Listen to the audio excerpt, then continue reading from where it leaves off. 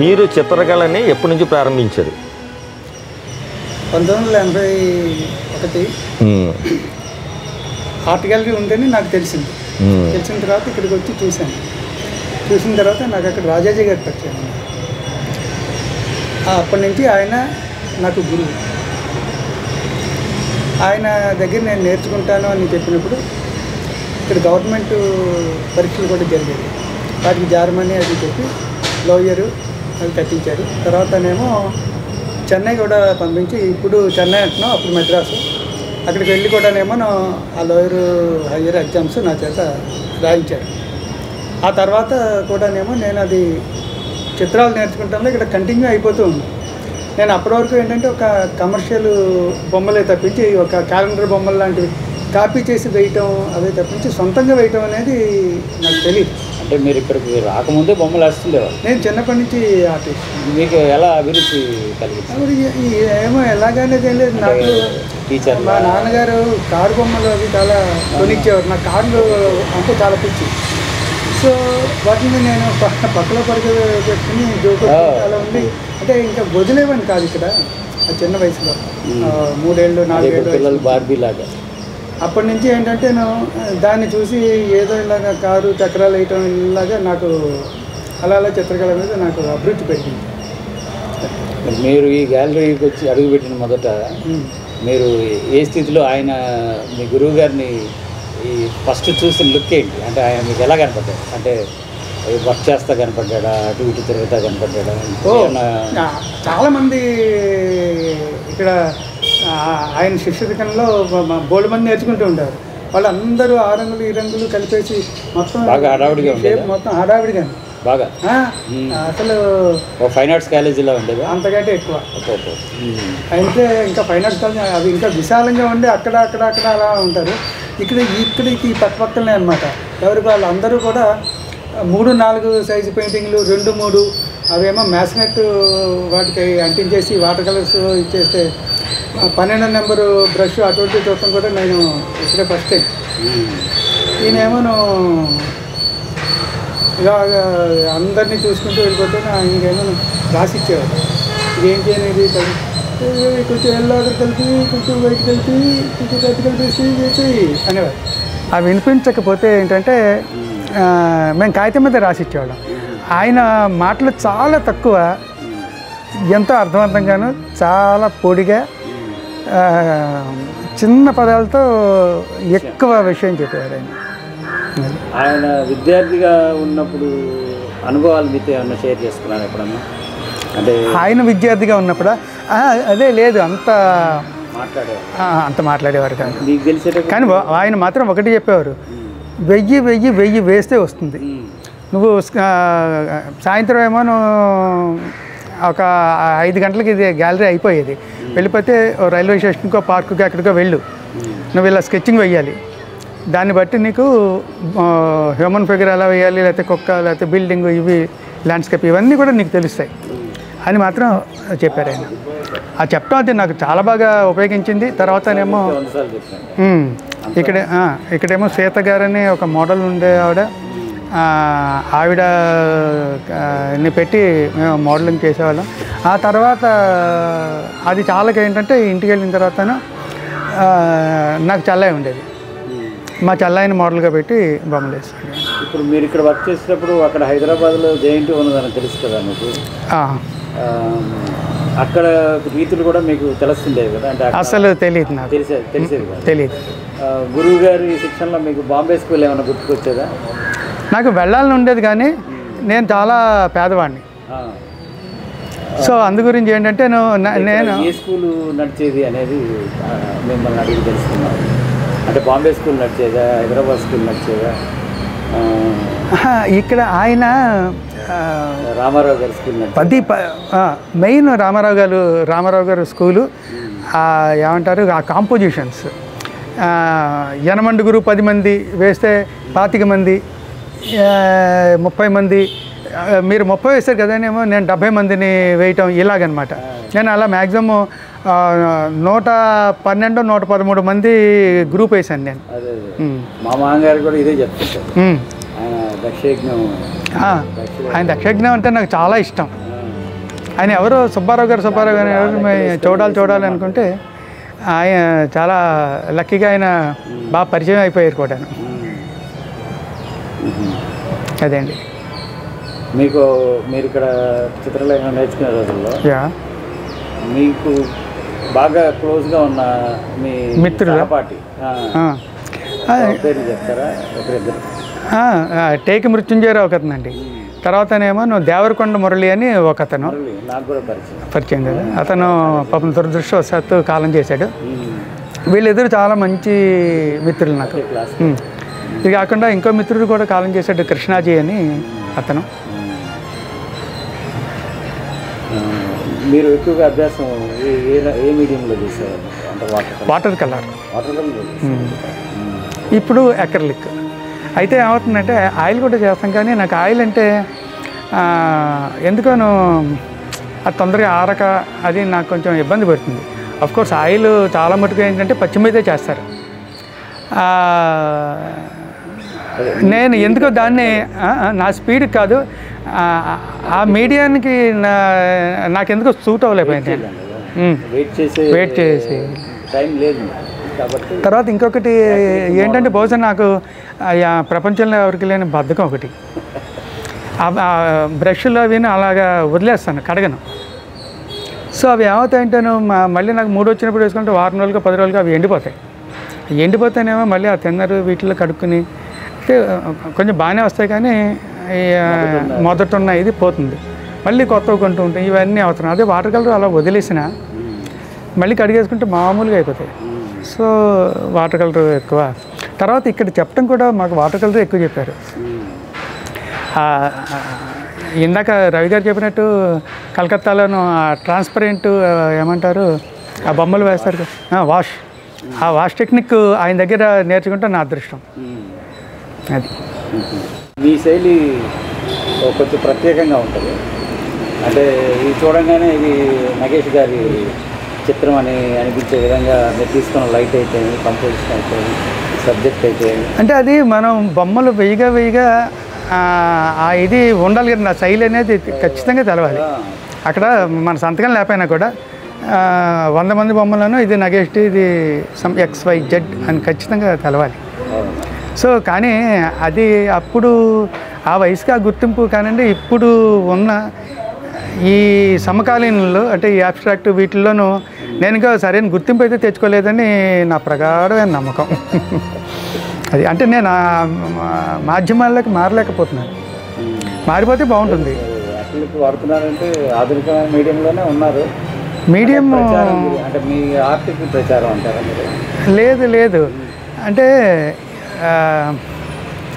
ఈ సాంప్రదాయమైన ఇది వదిలేసేసి సబ్జెక్టులో సాంప్రదాయమే కనిపిస్తుంది తప్పించి ఇది లేదు. ఊరు కారణమైంది అది 100%.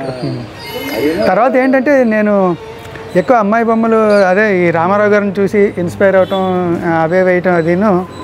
వాటితో ఏంటంటే నేను ఈ లంగావోని బొమ్మలు అవి ఎక్కువ వేసి ఉన్నాను. అవే నాకు చాలా మంచి పేరు తీసుకుని వచ్చినాయి. ఇంకోటి ఇప్పుడు వేసుకునే అమ్మాయిలు కనుకున్నప్పుడు మీరు వేసే బొమ్మల్లో అమ్మాయిలు అయ్యే వేసుకుంటున్నప్పుడు బహుశా అది కారణం అవ్వచ్చు. నా బొమ్మలు అంత గొప్పగా ఉండవు, కానీ నేను తీసుకున్న సబ్జెక్ట్ అమ్మాయిలు ఓణీలు ఎలా వేసుకోవాలో తెలుస్తుంది అన్న పరిస్థితి వచ్చింది అన్నమాట. ఇప్పుడు చాలా సంతోషం. రాజాజీ గారితో మీ ప్రయాణం ఎన్నేళ్ళు సాగింది సుమారు? ఆయన చనిపోయే వరకు అంటే దాదాపు 15 ఏళ్ళు. 90లో చనిపోయారు ఆయన. 90లో చనిపోతేనేమో 81 నుంచి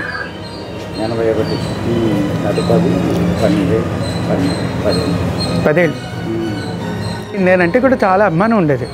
అది పైకి కనిపించే అంటే ఓ మృత్యుంజయరావుని మురళిని చారి తీసినట్టు నన్ను చారి తీసేవాడు కాదు.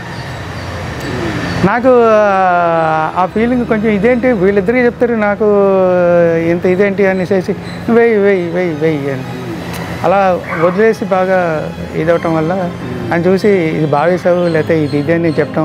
తర్వాతనేమో ఒకసారి ఒక చోట అమలోద్భవి ఆర్ట్ అకాడమీ అనేసి ఏలూరులోనూ యేసుక్రీస్తు చర్చ్ ఉంది. ఆ చర్చిలోనేమో పెద్ద ఎగ్జిబిషన్ ఈ పోటీ అది పెట్టినప్పుడు ఇక్కడ నుంచి అందరూ చాలా ఊళ్ళ నుంచి బొమ్మలు వచ్చినా కూడా నా బొమ్మకి బెస్ట్ అవార్డు ఇచ్చారు. అందులో ఆయన జడ్జి అయినప్పుడు ఆ రోజు నా బుధన్ నువ్వు చాలా బాగా చేస్తావు, నువ్వు చాలా మారావని చెప్పిన ఇది ఈయనకి నా మీద ఇంత అభిమానం ఉంది అని. అది 8/8/88. మీరు ఈ గ్యాలరీలో డిఫరెంట్ ప్లేసెస్లో కూర్చొని వర్క్ చేసేవాళ్ళ ఎప్పుడు ఒకే ప్లేస్లో కూర్చొని వర్క్ చేసేవాళ్ళు? Different places. మామూలుగా ఒక ప్లేస్కి అలవాటు అయితే అలా ఉండేది, కానీ ఏంటంటే ఆ ప్లేస్లో ఎవరో కూర్చుండిపోయారు. కూర్చుండిపోతే ఇంకా అది ఈ ప్లేసు ఇక్కడే బొమ్మ మూడు వస్తుంది అన్నది ఏం లేదు. ఎక్కడ ఇది ఉంటే అక్కడ. తర్వాత ఏంటంటే నన్ను డిస్టర్బ్ చేయకుండా ఉండే ప్లేస్ ఏదో చూసుకునేవాడిని. ఒకసారి నేను ఇక్కడే కూర్చొని వేసేవాడిని. మీ గురువు గారు ఎక్కడ కూర్చునేవాళ్ళు? మా గురువు గారు ఇక్కడ కుర్చీ వేసుకుని, లేదంటే ఇక్కడ కుర్చీ వేసుకుని అక్కడ కూర్చొని చుట్ట కాల్చుకుంటూ ఆయన ఒక ఇష్టపడేవాళ్ళ, లేకపోతే ఆయన కూడా డిఫరెంట్ ప్లేసెస్ కూర్చోవడానికి ఇష్టపడేవాళ్ళు? పాప ఎక్కడ ఖాళీ ఉంటే అక్కడ కూర్చునేవారు. ఎవరిని లేపేసి ఇక్కడ నేను కూర్చుంటాను అనేది ఏం లేదు. ఆ చివరి కూడా కూర్చునేవారు. నేల మీద మాకు చెప్పేటప్పుడు నేల మీద కూర్చునేవారు. ఆయన చాలా ఇది. తర్వాత నాకు తెలిసి కూడా ఆయన వాళ్ళ ఇంట్లో వర్క్ చేసేటప్పుడు నేల మీద కూర్చుని ఆయన వర్క్ చేసేవారు. ఈజీలో అవి ఉండేవి, కానీ ఆయన నేల మీద కూర్చుని వర్క్ చేసేవారు. ఆయనకి ఇష్టమైన సైజు అదే ఇదేమీ లేదు. అదే ముత్యంజరావు గారిని అడిగినప్పుడు కూడా ఒక మాట చెప్పారు. ఆయన ఒక క్యాన్వాసా బోర్డు అనేది కూడా ఆయన అసలు దేని మీద వేస్తున్నాం అనేది కూడా పట్టించుకున్నారు అసలు. అంటే దేన్నైనా ఆయనకి వీలుగా ఉంచుకునేవారు. ఆయన ఇష్టమైన మీడియం ఏంటో ఆయన అన్ని వాటర్ కలర్ అప్పుడు అక్రిలిక్ లేదు, వాటర్ చేసేవారు, ఆయిల్ చేసేవారు.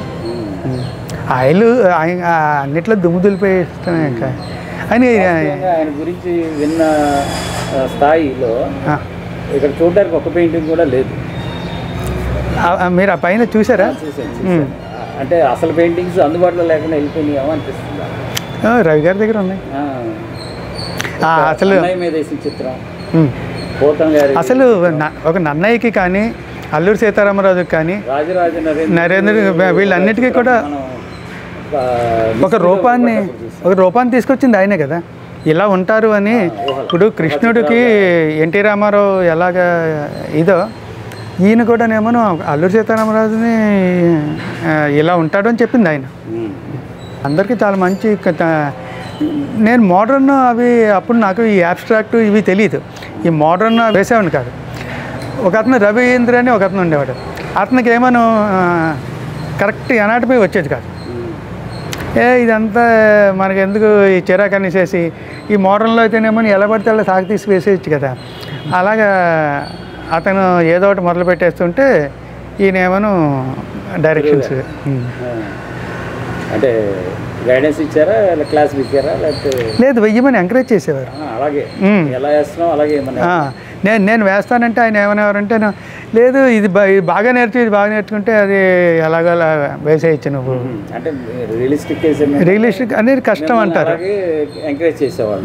అతను వేసే మోడల్ అతను ఎంకరేజ్ చేశారు. కాబట్టి రెండు కోణాలు, రెండు దారులు ఎంకరేజ్ చేశారు. వాళ్ళని ఇట్లా లాగడం, వీళ్ళని ఇట్లా లాగడం అనేది అటువంటి ఏం లేదు. బాగుంది. కానీ ఎక్కువ సాంప్రదాయమైన ఇది ఆయన చెప్పడానికి ఇష్టపడేవారు. తర్వాత మోడర్న్ అది కూడా ఎవరో ఒకళ్ళిద్దరు వేస్తుంటారు. మోడర్న్ అనేది ఏంటంటే అండి, నా బుర్రకి ఏదో తోచింది నేను వెయ్యాలి తప్పించి, మీరు అది చూసి అక్కడ నేర్పడానికి కానీ చెప్పడానికి కానీ ఏ ఉండదు. అక్కడ నేను వేసిన బ్లూ కలర్ మీకు నచ్చదు. మీకు అక్కడ గ్రీన్ ఉంటేనే ఎల్లో ఉంటేనే బాగుంటుంది అనిపిస్తుంది. కానీ నేను దాన్ని ఫిక్స్ అయిపోయి ఉన్నాను. లేదంటే ఏదో ఒక షేపు గీస్తాను. ఆ షేపు అది మీరు ఎందుకు గీసారో మీరు మాత్రమే చెప్పగలుగుతారు. కానీ నేను అది మార్చు ఇలాగా అని చెప్పడానికి ఏమి ఉండదు. సో మీరు ఇప్పుడు ఈ రాజమండ్రి నివాసిగా ఇక్కడ ఆర్ట్ గతంలో మీరు చూసిన రోజులు కోరుకుంటే ఎటువంటి సూచనలు ఇవ్వదలుచుకున్నారు? రాజమండ్రిలో ఫైన్ ఆర్ట్స్ కాలేజీ కానీ ఖచ్చితంగా ఫైన్ ఆర్ట్స్ కాలేజీ ఉండాలండి. ఉంటే చాలా మటుకు బాగుంటుంది. ఒకటి. రెండోది, ఎక్కడైనా ఒక మంచి మా మాస్టర్ గారు లాంటి ఆయనతో సరిదొగ్గల లాంటి మాస్టర్ ఎవరినో వచ్చి ఆయన ఒక హార్ట్ఫుల్గా చెప్పగలగాలి. దురదృష్టవశాత్తు ఆ రెండు ఇప్పట్లో అయితే మాత్రం కుదరవు. కుదిరితే బాగానే ఉంటుంది.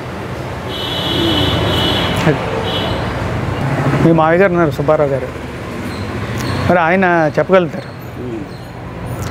సో అటువంటి వ్యక్తులైనా ఉండాలి. చాలా మనుషులు వృద్ధులైపోయారు. ఈనాటి యువత జీవనోపాధి అలా కాదు, శ్రీశ్రీ చెప్పినట్టు కొంతమంది యువకులు పుట్టుకతో వృద్ధులు, మేము కూడా వృద్ధులుగా. ఇప్పుడు ఏమవుతుందంటే, నేను మొన్న కూడా ఇదే మాట్లాడుకున్నాం మేము. ఏమిటంటే ఇవాళ ఎవరికి నేర్చుకునే ఓపిక ఉండట్లేదు ఫస్ట్. రెండోది ఆర్ట్ అనేది పరమ లోకం అయిపోయింది.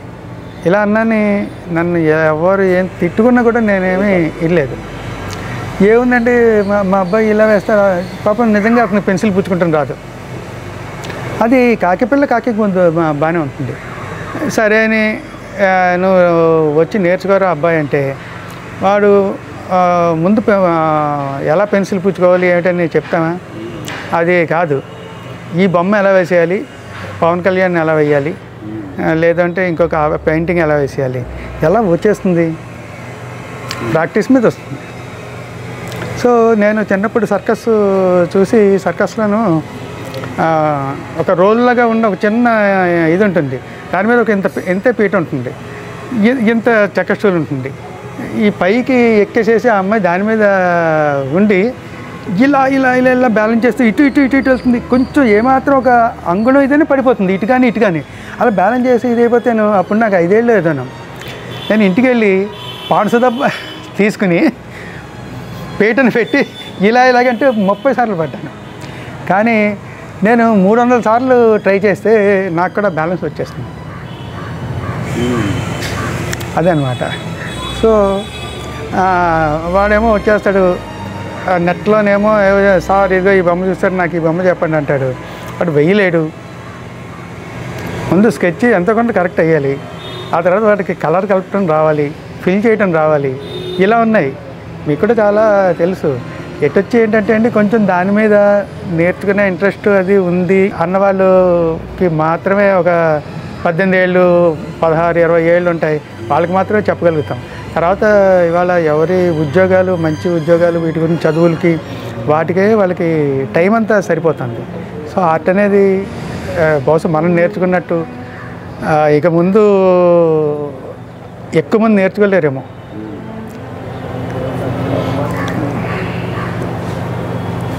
నేను అనుకుంటాం హైదరాబాద్కి తేడాలు ఉంటాయి. అక్కడ దాన్ని ఒక విద్య కింద తీసుకుని వాళ్ళు 3 ఏళ్ళు 5 ఏళ్ళు కోర్సులు ఉంటాయి కదా, 4 ఏళ్ళు. ఇక అసలు వాళ్ళతో మనం పోల్చుకోవడానికి అది నాగలోకం అయితే మనం నక్క, వాళ్ళతో అస్సలు పోల్చుకోకూడదు. ఆర్టిస్ట్ అంటే మంచి గౌరవం ఇస్తారు కదండి, గౌరవం ఉంటుంది. తర్వాత డబ్బులు ఇస్తారు. మనం ఫారిన్ అంటే ఏమనుకుంటాం, తిరుగుళ్ళు వ్యవహారం, బలిసిన వ్యవహారం అనుకుంటాం కదా. వాళ్ళకి దేని సపరేటే. వాళ్ళ కృషి ముందు మనది అసలు నథింగ్. అది ఒప్పుకు తీరాలండి.